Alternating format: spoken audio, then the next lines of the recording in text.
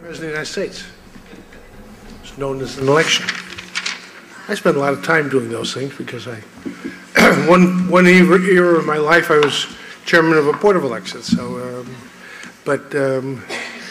there were a lot of people who were very involved in it over the years, and we have one person who has been helping us with this program who was extremely involved. She worked for Bill Casey when he was a lawyer at Rogers and Wells, and when Bill became campaign chairman for, or director or whatever the title was, for Ronald Reagan.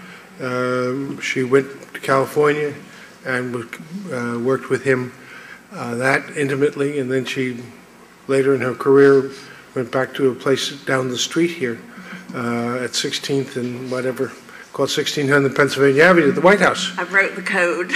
But break the code. But Barbara Hayward is going to chair this panel talking about the campaign. She was intimately involved in it. A lot of the details, I was up in New York trying to run a government, but she was a lot of the details. So Barbara, you go forward and you're going to introduce the speakers who are on this panel. Thank you.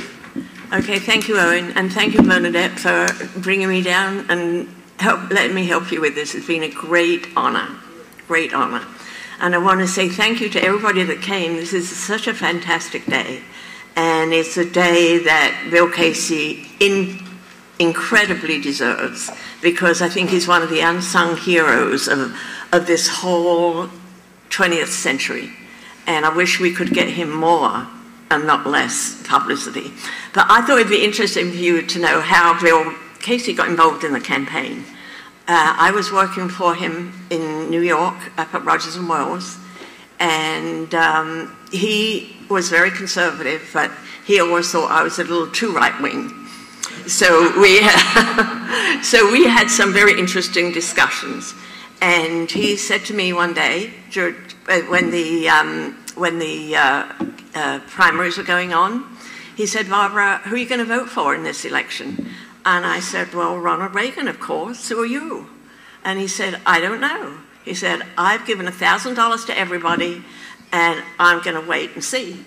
And I said, but you've got to vote for Ronald Reagan. And he said, I don't know anything about him. And I said, he is fantastic, because I had been a Ronald Reagan fan since 1960. And so 2 days later, a little bit in the Wall Street Journal, Bill Casey's given $1,000 to everybody. And I'm thinking, how did they know that? I mean, he and I were just having this discussion. So anyway, a week later, Bill Casey gets a call from Mike Deaver. And Mike Deaver says, I would like to have you to come to meet Governor Reagan out in Long Island. I think it was, I can't remember the Holiday Inn, the Holiday Inn. And he said, Mr. Casey came out to my office and said, Barbara, Ronald Reagan, they want me to have breakfast with Ronald Reagan next week. And I said, my eyes sort of like popped out. And I said, oh, that's fantastic. And he said, what do you think I should do? Thinking about it later, I think he must have been teasing me, because I can't believe he was going to say no. But I'm like, you've got to go to have breakfast with him. And so he did, and he came back, and I said to him, well, what do you think? And he said to me, you know, he answered every question the way I wanted it to be answered. I'm going to support that man. And that was all to do with Ed Meese and Mike Deaver that got him involved. A week later, we got another call, and Governor Reagan then and Ed Meese and Mike Deaver came to the office and had another meeting with Mr. Casey. And then about 2 weeks later, during the New Hampshire primary, I get a call from Mr. Casey when I'm in the office, and I say, where are you? And he says, I'm on my way to New Hampshire. And I said, what are you doing? And he said, I'm thinking I'm going to run the Reagan campaign. And I said, oh my God, this is so fantastic. So he decided that that's what he was going to do. And I've got to say that Mr. Casey had everything going for him at that time. Had a job he loved. He had a family he just enjoyed being with. He loved New York. He loved New York politics. But every time he felt the call, he never said no. He always, always answered the call. And he was just a great guy. So I get a call from him. I'm in the office, haven't seen him for like 2 or 3 weeks. And I get a call and he says, Barbara, I want you to meet me and Mr. Casey, Mrs. Casey at the station. We're going to go down to Washington on Sunday. So I said, okay. So I go meet them. We go down to Washington. We meet Drew Lewis, and we look at office space for the Reagan campaign coming down to Virginia on Columbia Pike. And we found office space, and about a week later, he said to me, you want to go down and work at the office down there and, you know, and help with the campaign? And of course I said yes. And he was such an interesting, down-to-earth person, despite all of the honors bestowed upon him, because we would work from 7 o'clock in the morning, and he was still there at 7 o'clock at night, and we were all there. He'd round up everybody who was there and take them all out to dinner. Didn't matter whether they were a clerk, whether the office boy, didn't matter who it was. We would all go out to dinner. And it was just great. He was just great. And I have to say, Bernadette, your dad always found the best restaurants in town. Always found the best restaurants in town. So the next call I got, he said, would you like to go to the convention? Well, I have never been to a convention in my life. And I thought, this is going to be really, really neat. So I go to the convention, and one of the things that stood out in my mind, apart from the fact what an amazing thing it was, this to see my first convention and to see Ronald Reagan get nominated, I got a call. I was in the office, and Mr. Casey said to me, I'm having a meeting, and I want you to sit on the phone and make sure nobody gets through to me. And it was a meeting with the Casey people, including Ed, and Gerald Ford's people, because Gerald Ford wanted to be vice president. And they had decided that Gerald Ford had decided he wanted to be co-president. And he was going to take all of the foreign policy, and Ronald Reagan could take the rest. And I'm sitting at the phone, and I'm like, I can't believe this is happening. And I knew Mr. Casey would never agree to something like that, and he didn't. They all got up, and they said, this is no deal, and they left. And as I go out of the room, I see Mrs. Casey getting off the elevator, and she is absolutely beside herself. And she said, Barbara, where is Bill? I've got to talk to him right away. And I said, well, I think he went to his room. And that was when I realized that behind every successful man, there's a strong woman, because she was going to give him a piece of her mind if he had agreed to this. So needless to say, he didn't agree to it, and we got George Bush Sr. And the rest is history. I think, truly believe that if it hadn't been for Mr. Casey and for Ed Meese and a few other really stalwarts in the Reagan campaign, we wouldn't have had a Reagan administration. I think the whole country changed because of Mr. Casey through Ronald Reagan. And I can only say Mr. Casey I've worked for some really, really interesting people. Mr. Casey was one of the best people, the best bosses, the most kind, the most impatient, the most demanding, that beneath it all would do anything for you. He'd changed my life. I mean, I would not be sitting here today. I would probably be still taking steno up in New York. But without him, you know, he changed so many people's lives by getting Ronald Reagan elected, because we all went on a different road. And because of that, the country's different. And my only hope is that somewhere out there is another 21st century Ronald Reagan and Bill Casey waiting in the wings to save us from what is happening now.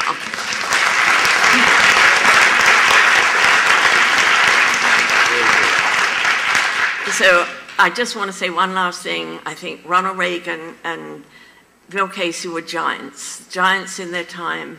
They have huge footprints to follow, which is going to be very difficult for anybody. But I got to believe it's got to happen, because our country needs it. Thank you.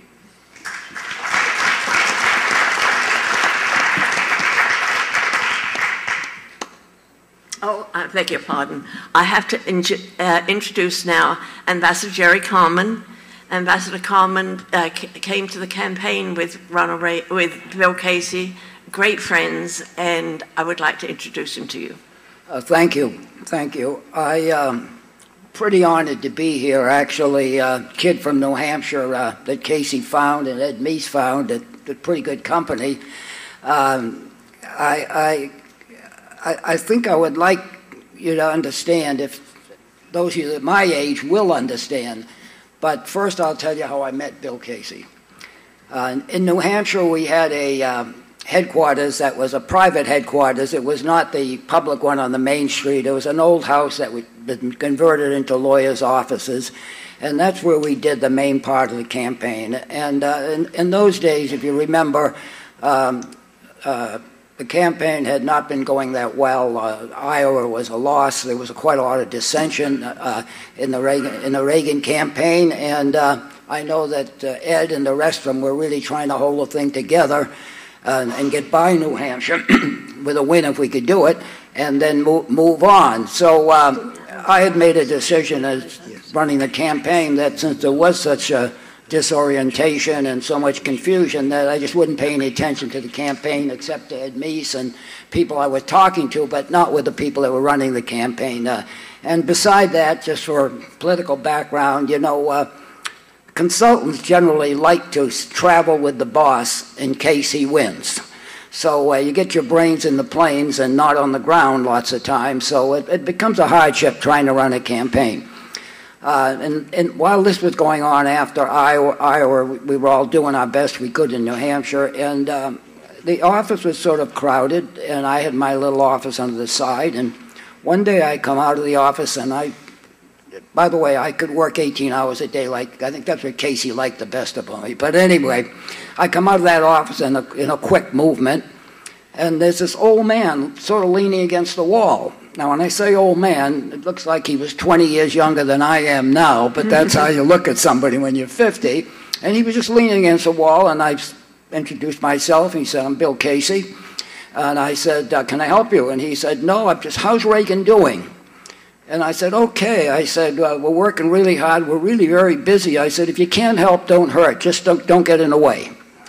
Well, 3 or 4 days later, I pick up the newspaper, and the campaign is considering him for chairman. If you want to see a career go down the tube in about 30 seconds, I couldn't believe it, you know. So anyway, New Hampshire went well, and we won. And somehow or other, I don't know how it happened, but what I attribute it to is, if you notice that everybody was talking today about the great things Bill did, but there was also a human factor through all these stories. There was a real Bill Casey that went through it all. And in fact, I was just thinking last night, which doesn't have a lot, I suppose, to the background of the campaign, but I was 11 years old when the Second World War started. My sister ran off to join the Marines. The country itself was so patriotic and so geared up to America first. I know that's not a term you use anymore, but that we do anything. The music that went, God Bless America and Home on a Prayer and everything, it was just such a patriotic era, an era in which every American thought we could do anything. We were the best country in the world, we could accomplish anything, and just go about the business of doing it. And that was the background, that was the real reason I was for Ronald Reagan. You could feel it, you could see it. You didn't get that Harvard and Yale stuff you get now. You know, President Reagan used to say C+ got you into athletics, and that pretty much was my background, so it worked all right with me.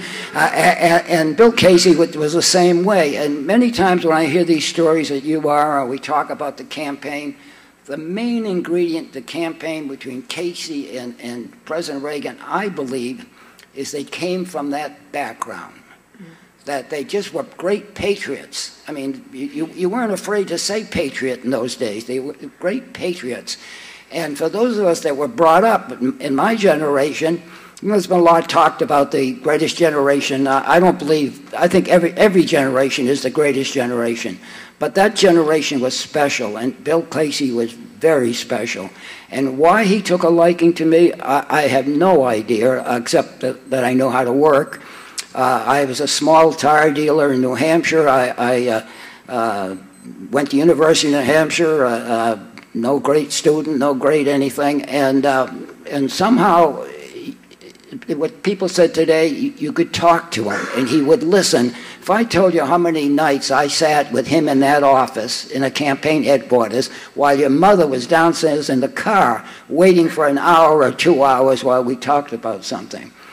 Another story during the campaign was that I had ideas, and Bill liked to listen to ideas. He's very receptive to things. I remember when we put, I don't know if you remember, Bill, Ed, when we put, I think it was the women's care house to house. Avon, I think, had installed dishes, which were very new at the time in the Holiday Inn, so you could have meetings for their salespeople all around the country. You could put on a single meeting. And I remember we utilized the transmission capabilities there for the campaigns. But the relation went on and on. For whatever job or career I've had in government, I owe to Ed Meese and to Bill Casey both.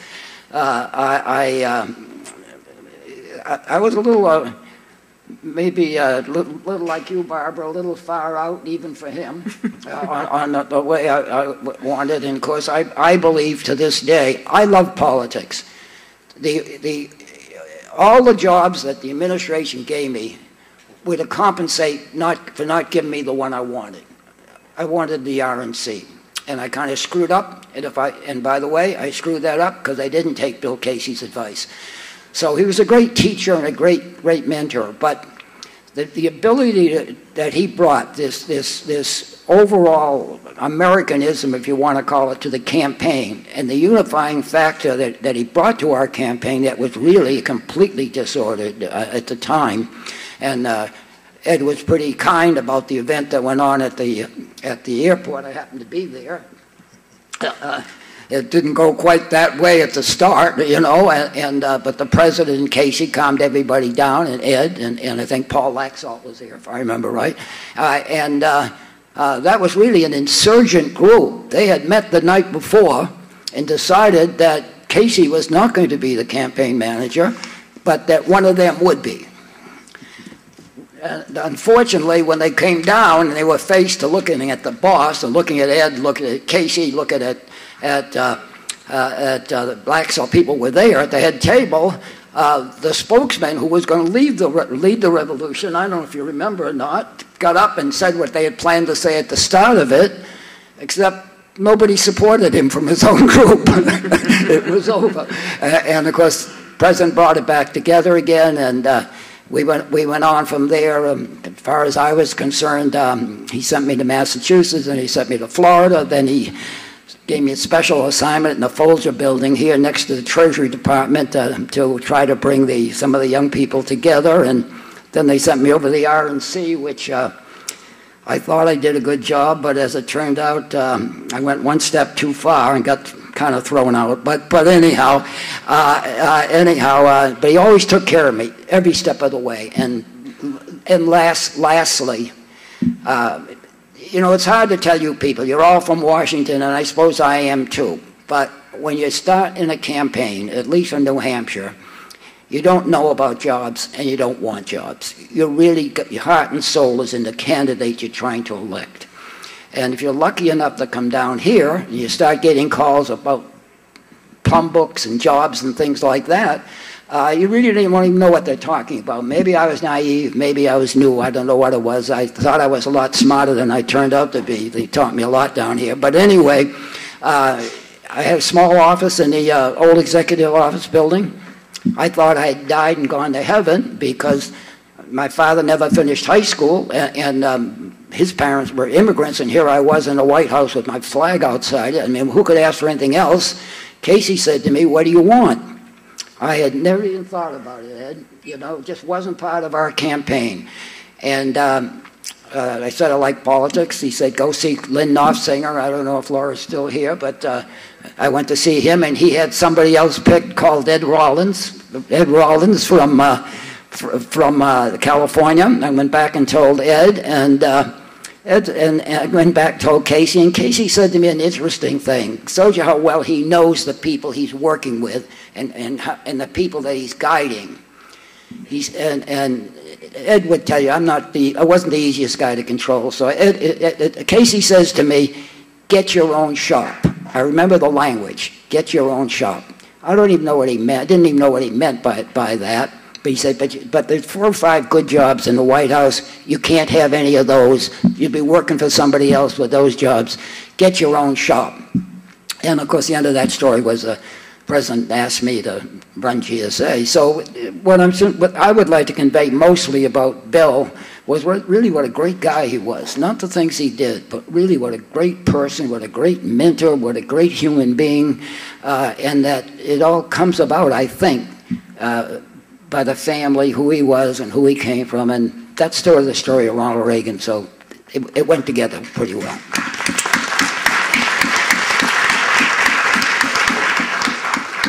I never thought you were a hard guy to control. Hey, I could tell the story about the first time I met you. Never you. I just want to say, Jerry Carman told me something when we were talking about this.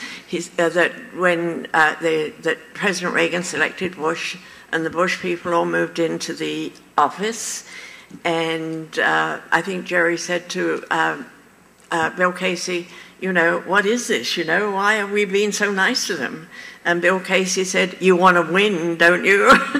Well, so if I could just add to that, we were in the building, I think, in Arlington. Is that where it was? Columbia Pike. And I was still carrying the wounds from primary, and primary was really over, but we haven't had the convention yet. And I'm working with Bill, and all of a sudden David Rockefeller goes by. And then Ann Armstrong, because these probably don't mean anything to people. Ann Armstrong goes by. Kissinger goes by. Of course, Jim Baker came in and became finance or whatever it was in charge. So we had all these different people coming in that we just beaten. And in New Hampshire, we don't do that. So I went to Casey and I said, what's going on? And he said, you want to win, don't you? And I said, yes. He said, well, you got to make those circles larger and larger. I'll always remember that. You got to make those circles larger and larger. And of course, he was right. Okay, thanks a lot, Jerry. Our next speaker is going to be Richard Allen. He was National Security Advisor on the campaign, and also National Security Advisor, National Security Advisor to Ronald Reagan in the White House. So we're looking forward to hearing from you, Dick. Well, thank you, Barbara. It's a pleasure to be with you and be with Ed and be with his everlasting worship, Mr. Carman. What was that first time we met, by the way? Never mind. Never mind. Okay. I have to confess that I am a Caseyite from much earlier on, and it has to do with 1968 campaign of Richard Nixon.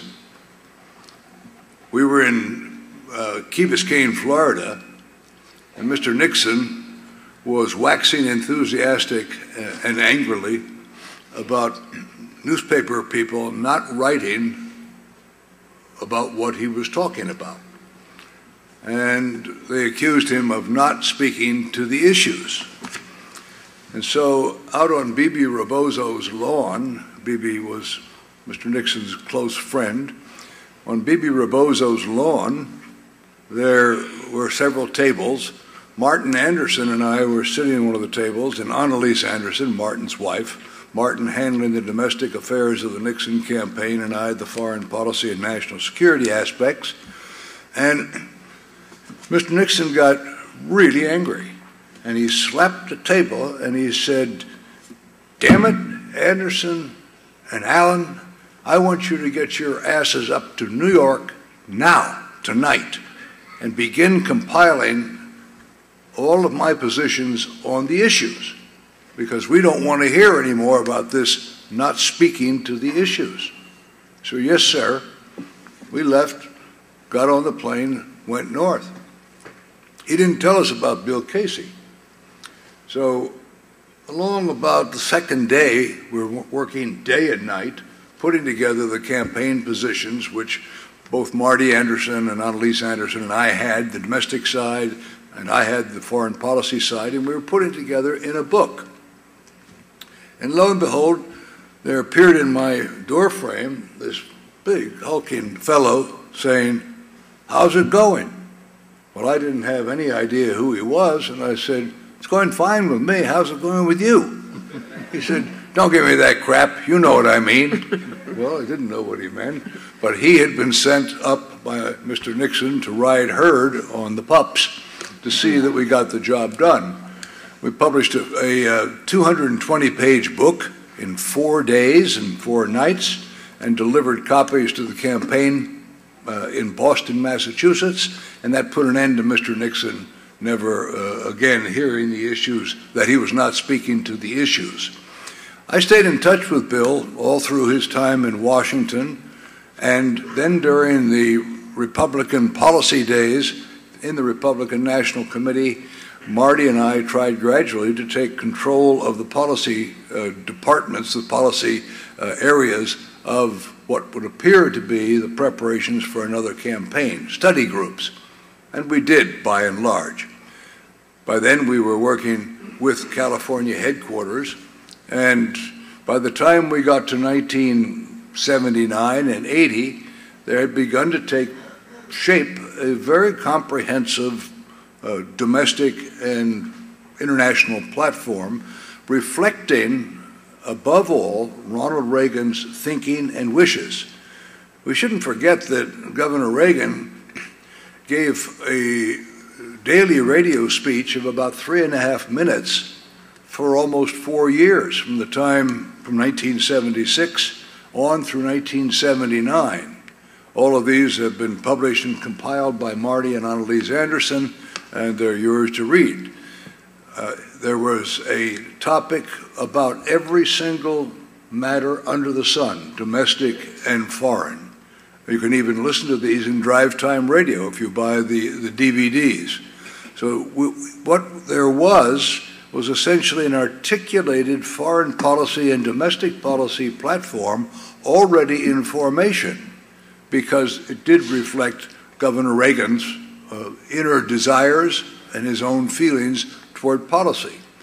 Those things blended into what became a very comprehensive platform that, with the aid of Dick Wirthlin, Richard Wirthlin, the president's chief strategist and pollster, became this little book, the Republican Platform of 1980, which had 5 subtitles: Family, Neighborhood, Work, Peace, and Freedom.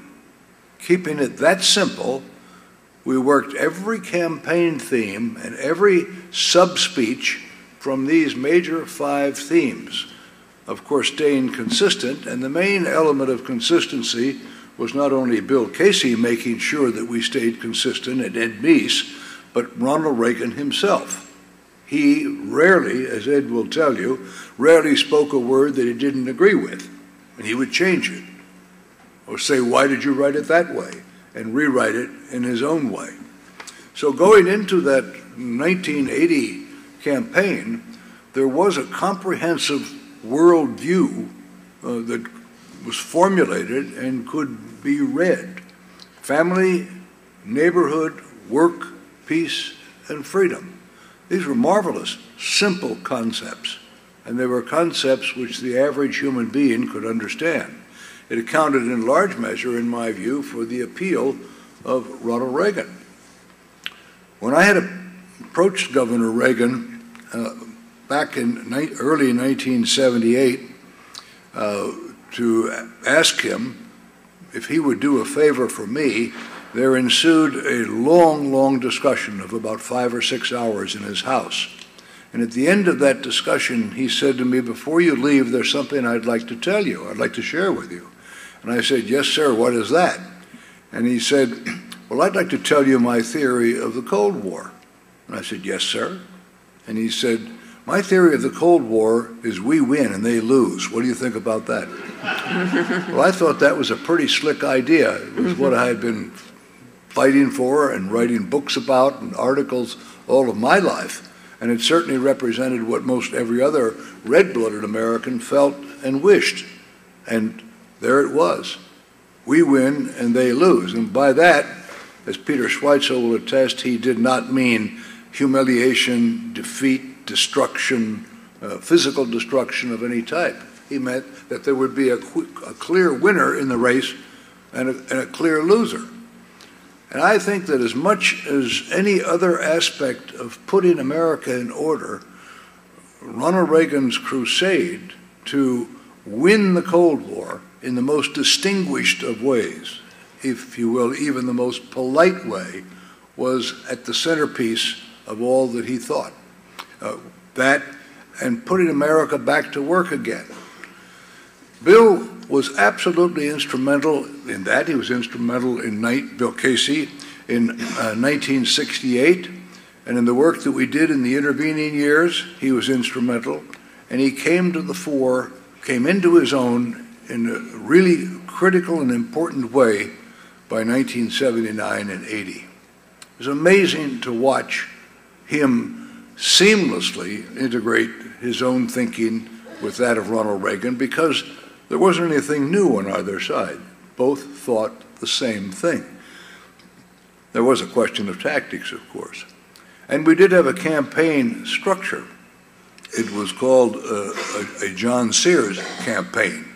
And there were two other fellows working with John Sears, and push came to shove, and the decision had to be taken to relieve John Sears of his duties and bring in Bill Casey.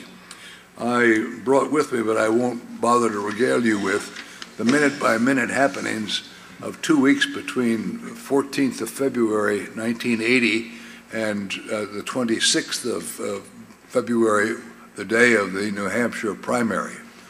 The many things transpired during those 2 weeks, and the result was that at 5 o'clock in the afternoon of primary day, Sears and Charlie Black and Jim Lake were gone, and Bill Casey was in, and we had a new ball game entirely, to the great consternation of the nation's press traveling with Governor Reagan in New Hampshire, wondering, who in the hell is this guy, Bill Casey? Meanwhile, Pete Hannaford took over the interim press duty job until Ed Gray could be brought in from California and to take on the reins himself. So there were decisions that had to be made in the name of salvation of the campaign. Without those decisions, Reagan wouldn't have won. And without General Bill Casey running the show in conjunction with Ed Meese and a number of our other colleagues, especially those on the ground in New Hampshire, I credit you, Ambassador Carman, for that. Putting together the machinery made it work.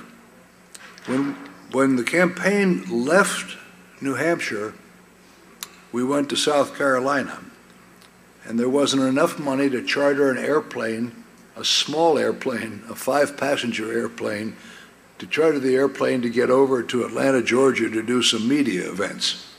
And I don't know how we cobbled together the money to get enough money to fly a Learjet to Atlanta and back with 2 Secret Service guys and a few other of us on the plane, but it all started there.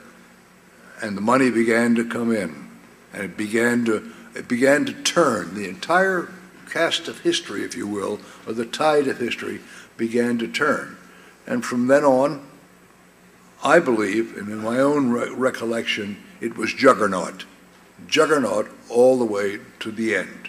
And then, of course, by acclamation in the campaign, a win, and then the opportunity to implement that which he had fought so hard for, and that was to win, to put America back to work again, to restore pride, to retrieve our hostages and the honor that went with them when they were taken by the Iranians, to demonstrate to the USSR that we meant business, as indeed in the first press conference, President Reagan said, "Of course we know the Soviets will lie, cheat, and steal to get whatever they want," which caused almost a collective coronary on the part of 300 press in the West Wing of the White House. But it worked, and it stuck. He had a strategy, he decided to implement it, and he won. And that was my story, to be with him, and it was a great pleasure and honor all the time, especially to be with Bill and Governor Reagan and the rest of the great crowd that we had running the campaign.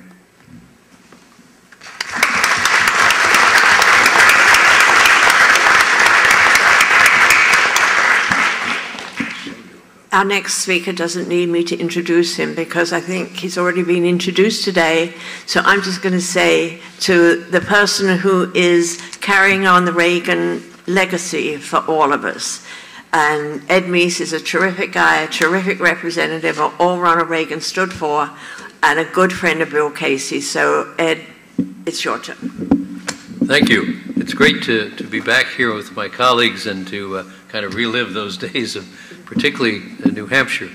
One thing I just like to remind people, or for those who weren't there in 1980, explain to them, everybody thinks now, gosh, Ronald Reagan must have had an easy time running for president, because in retrospect, it looked easy. He won by a substantial margin, an amazing margin in many ways, because there were 3 candidates ultimately in the final, and he still won with a majority of the votes. But the campaign was a tough primary campaign. We had many luminaries representing essentially the Eastern Republican establishment who were running, and you had Ronald Reagan. You had, for example, George H.W. Bush, who had been chairman of the Republican Party, ambassador to China, director of Central Intelligence. You had Howard Baker, who was at that time the Republican leader in the Senate. You had Phil Crane, who was one of the bright young leaders in the House. You had, I think Bob Dole was one of the candidates at the time. You had John Connally, the former governor of Texas, who had become a Republican. So you had, this was no, and you had John Anderson, who ultimately had an independent campaign for the presidency when he did not win the primary. So this was going into the primary season, and particularly in New Hampshire. George I, as I think of him, George H.W. Bush had won the Iowa caucuses. The campaign director at that time decided on his own, effectively, that Ronald Reagan was going to act like he already had the nomination in the bag. As Lynn Nofziger, who was then our press secretary, said, John's idea is to have a rose garden strategy. Unfortunately, he doesn't have a rose garden. And so really, it was not only a strategic problem, but it was a problem in actual delegates and whether we were going to prevail. And so that, plus the turmoil that was, internal turmoil caused largely by the then campaign professional leadership, was really New Hampshire was really a make or break situation, as Jerry mentioned and Dick referred to. So this was very important. What Dick mentioned about what they had done in the Nixon campaign in 1968, that was what was related to me by Dick and by Marty. And again, that was the explanation and that Bill Casey had made at that meeting that I talked about earlier in my remarks today. And it was that process that he was involved in, which was particularly something that we felt we could use, and that was the kind of the entree that got him involved. And it was, again, fortunately, he was there when this blow-up occurred, and he was a person who had many attributes, not only his own experience, his own position and stature as a leader, but also the fact that he was from outside. So it wasn't like choosing among the people who had already been in the campaign. So his presence there, as Dick says, was a very crucial part of having the events of February come out right. And one of the things was, I think, again, it showed Ronald Reagan's own ideas he had a dilemma the weekend before where considerable consideration had been given to the change and the reorganization of the campaign. Dick was very much involved in that, both by phone and then in person, as I remember, in this hotel. And it wasn't a hotel in New Hampshire. It was a hotel in Andover, just across the line. Because in those days you were limited on how much you could pay, how much you could spend in each state. And since we didn't care much about Massachusetts, that was not a significant player as far as we were concerned in the primary, but New Hampshire was crucial, so we all stayed in Andover and then crossed the line into New Hampshire, Worcester. And we then crossed over into New Hampshire during the day to campaign, and then back to the lodging, the bivouac in Massachusetts. So this was really a very crucial time, and as Dick has already related the events of that 2-week period. There are a few things I think would be interesting to think about in regard to Bill Casey and his generalship, if you will, during that period. One was he was very good at setting procedures and rules for the campaign. Not a lot of them, but those that were critical. And one, of course, was that there should be absolutely nobody thinking about what they might do or what job they might get. Jerry kind of referred to that. Nobody was thinking about what job they would get in the White House, because the whole emphasis was to focus on the campaign itself. And after we win the campaign, if we do, then you can think about what you might want to do later on. But during the campaigns itself, there was a total focus on winning the campaign, which was very important. Another thing was the efforts that were made to integrate policy with campaign process. And that was why the ideas that Dick has been talking about that started developing long before the actual campaign in 1978, many of the ideas had actually been generated in the 1976 campaign and then were updated for the 1980 campaign. And again, Bill's guidance on that was very important, and the work that Dick and Marty Anderson particularly did in those days was particularly important. One of the things, for example, that Dick personally did was one of the potential vulnerabilities of Ronald Reagan as a candidate was foreign policy, because he'd been a governor. And so Dick arranged a trip, for example, to take Ronald Reagan over through Europe, meeting with heads of state and others, and also elsewhere, to deal with that particular problem. One of the things that Bill Casey also did, as I think one of you mentioned, a lot of times the professional campaign managers all want to be on the plane standing right next to the candidate, showing everybody how smart they are. Bill didn't do that. Bill stayed at headquarters where he could run the whole operation and where he could provide the guidance. Obviously, we were in contact with the plane. As a matter of fact, I think we were the first campaign to set up a watch station there with 24-hour contact with the plane in case something should happen. There were a lot of things going on. We had the hostages over in Iran at the time. There was Bill thought up this great idea. Everybody was concerned that Jimmy Carter, having all the power of the presidency, would pull some slick tactic in October to all of a sudden get the prisoners released so that they would come home, or some other significant thing on the eve of the election itself, so that they would have sudden momentum and sudden attention to something that Jimmy Carter had done right, and that this then would give them the momentum to get over the finish line for the election. So Bill thought up this idea of starting to talk to the press as early as the beginning of October, the end of September, about an October surprise. And without making a big deal about it, but just in casual conversation with the press, we got to be careful of what Carter might do to create an October surprise. So October surprise became a word of art that people were talking about. So in a sense, we had inoculated the press so that if in fact Carter did something like that, they would be prepared to see it for what it was.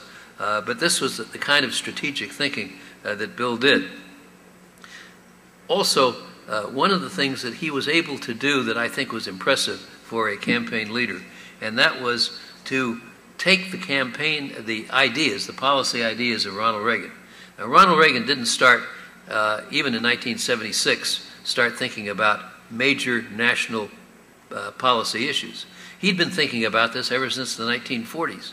on Israel, for example, where he had been a champion of Israel when it was first created, on many issues such as dealing with the communists. He had dealt with the communists as the president of the Screen Actors Guild in the 1940s when they tried to take over the movie industry and use it for propaganda. And he had read greatly, just like Bill Casey. Now, I will not try to pretend that Ronald Reagan read as much as Bill Casey, because I don't know that any human being has. But Ronald Reagan did read a lot about things he was interested in.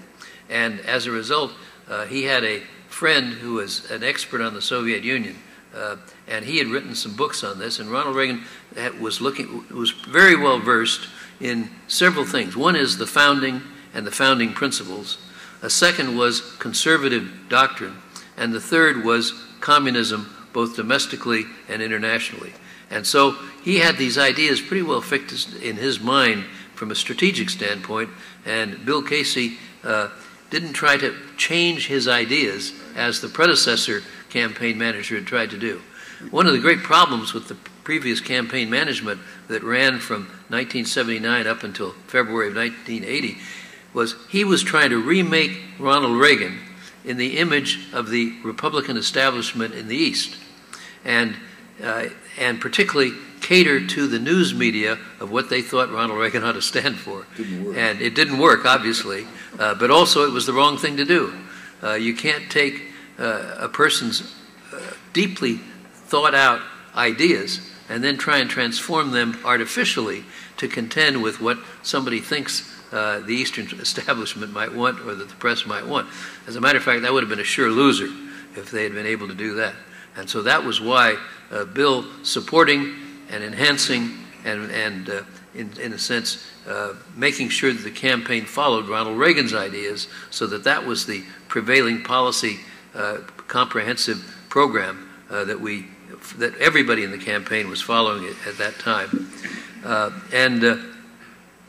I would like to say one thing about the point that Jerry made and Bill's easy support of this idea of bringing in people from the campaigns of those who had been defeated in the primaries. Ronald Reagan started that in 1966 when he was running for governor of California and won. He had had a tough primary campaign there against George Christopher, who was the mayor of San Francisco, who was his opponent in the primaries for governor. Now, it may startle you to think that there was a Republican governor in San Francisco any time in that century, but there was. And what Ronald Reagan did, he had left several top spots in his campaign organization till after the primary was decided, and then brought his opponent's top people into his campaign, thus unifying the party in California. And that was the reason, as Jerry has indicated here, which Bill supported and actually had the same ideas himself, was the way in which you unify the Republican Party going into the fall was to bring these other people. So we got some very good people from George H.W. Bush. We got people like Jim Brady and others from John Connolly's campaign and others who had been serving other candidates. So in effect, Ronald Reagan did everything he could to have a unified campaign going into the fall period. And that was a very important part. The final thing I want to say is the campaign, the convention that year, as you know, was in Detroit. And that was in itself people were somewhat apprehensive.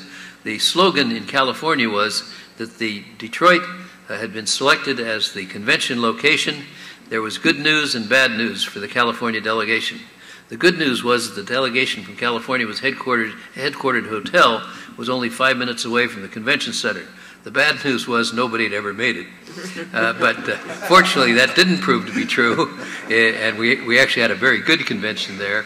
And I think due to, again, Bill Casey's campaign leadership, Ronald Reagan's personality and approach to the thing, we did have a unified party coming out of the convention, as a result of which we had a successful campaign period, and you all know the result. Thank you.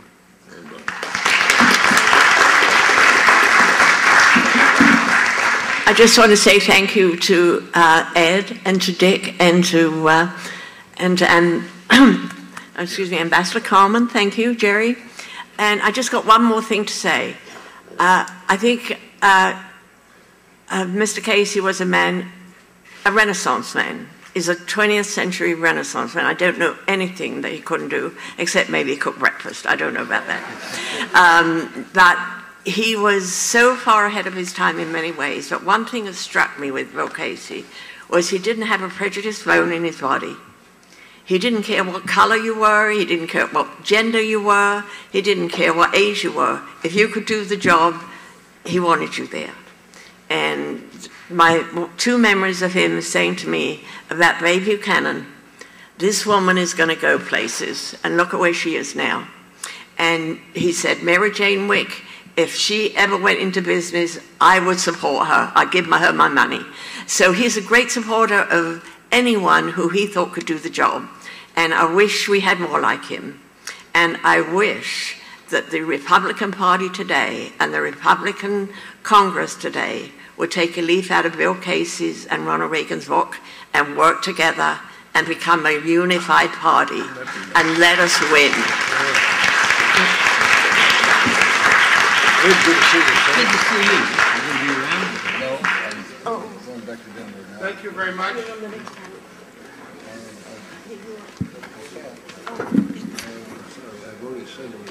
I've never disagreed with Ed Meese. I've never disagreed with Ed Meese. But you said, one thing you said, which I know is wrong. You said it was the first time they ever had a thing at the campaign headquarters.